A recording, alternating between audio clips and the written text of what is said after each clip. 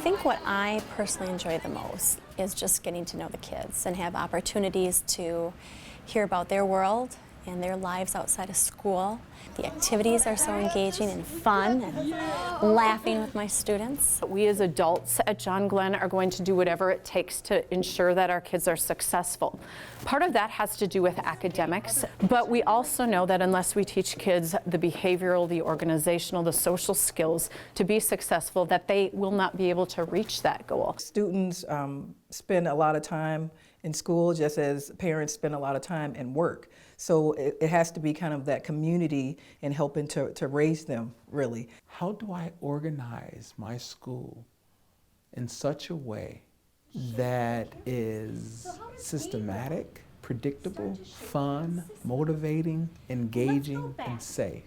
The Developmental Designs approach takes those complicated variables and outcomes, and I think it places them in the context of structures that are accessible to everybody, teachers, kids, and principals. Our teachers are building stronger relationships, and that's come directly from our work with Dee Dee. What spurred our interest was the concreteness of the program, especially the circle of power and respect. And it was a great way that we know we could start off our mornings with this consistent piece for kids. It was very straightforward for adults and easy for the adults in our building to grasp onto and take to their classrooms and learn and implement immediately. Should we do this standing up or sitting down? Standing up. I kind of agree. So let's do it standing up. Not a challenge today. Well, what I see is students who are having fun, so they're happy to come to school is the first things. You know, starting with CPR, you have students who are happier, and you're also meeting their relationship need. You're thinking as a teacher, how can I appeal to these kids and let them express themselves, but in a way that is going to be effective for learning.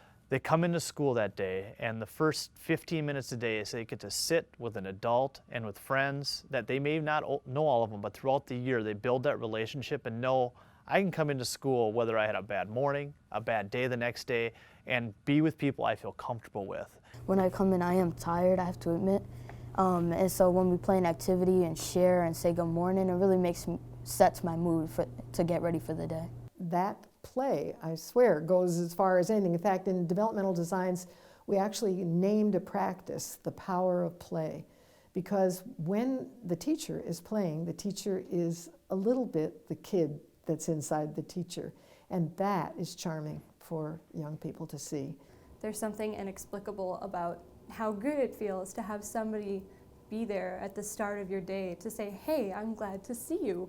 How great is it that we're together? And I know that sounds cheesy, but it really always cheered me up. The thing about all of these things is you have to teach them how to do it. You actually have to teach them how to make good choices. You have to teach them how to do a project and use materials. All the materials have to be carefully introduced so that they're not abused. We as adults assume a lot that a middle school kid knows. And yet, lots of kids, yes, we take it for granted and they know and figure it out. Lots of kids just need to be shown and modeled and remodeled and shown again, and then they get it. It's like, it's kind of their aha moment. Spelling some of the words in Spanish, what can help with that? Yes? That blue graph paper that you give The blue graph paper, thinking about the lesson on spelling and that was a reading. huge piece to be able to understand that, not to assume, and to say, I need to model this, I need to show these kids what is expected and not just assume what is expected. So what can we do to make sure that these pouch of markers can make it more interesting for us to record and make the paper look colorful, but it's not going to be a source of distraction? If you keep on going over and over it, then it's kind of embedded in your mind. A big part of what we do at the school here, and I think all the teachers take seriously, is the language piece, and using empowering language and being clear and concise helps feed the relationship. I want to acknowledge the group because now we are up to either 69 or 70 food items for the food drive. So, what would you like to eat for lunch? For lunch? Yes. I don't know. I mean, It's pretty an unhealthy choice. because lunch, when I think of lunch, I think of like the school lunch, and we like get pizza. Okay. Can pizza be healthy? Yes. It could. who can remind us what's important about the greeting? Biggie. What's important about the meeting is that people are speaking loud. Collaborative rulemaking is a democratic process where students have a say and stake in creating both classroom and school-wide rules. This is our John Glenn social contract that was created in September. The students worked together in their advisories to create it, and it's something that teachers have up in their classrooms. We're constantly referring back to. It's a teaching tool. The rules are established collectively, but once they're established, they rule. There's no way to be successful in redirecting a child that is on his way towards disruption if you don't have good relationship with them. You can't catch the small stuff. It takes, I think, the guesswork out of how to speak to kids, how to redirect. It gives strategies that are empowering. You raise your hand about how we could improve it. Jalen, refocus. How we could improve the game. Does anyone have a thought on how we... Take a break. It was cool. I think I like taking breaks because everybody has that time where they feel like they're overwhelmed or they're just not learning anything or they just don't feel like doing that. So a take a break is like a refresher.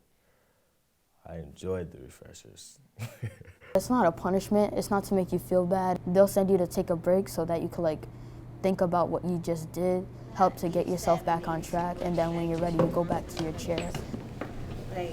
When something goes wrong, we have a way to fix it. We have a thing called apology of action. So students are able to gain control by selecting a way that someone is going to make it up to them. You can have 3 servings of fruit, and you can have making, learning interactive, relevant, real, fun. I am having a hard time looking for vegetables. Okay, and remember, what are your other options if you can't find something? You can look and decide what it is that you want to ultimately choose for your healthy meal.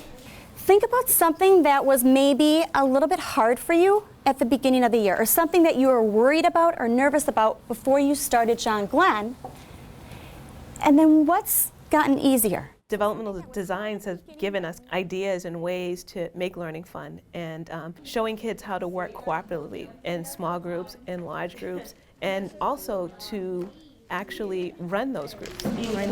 You know that your school is on the right track when you sense, and maybe even are told by the kids, that they want to be there, that it's their school. There's that certain sense of ownership of the school and feeling that it belongs to them. You could say it's how to make school a place that feels like home for all students.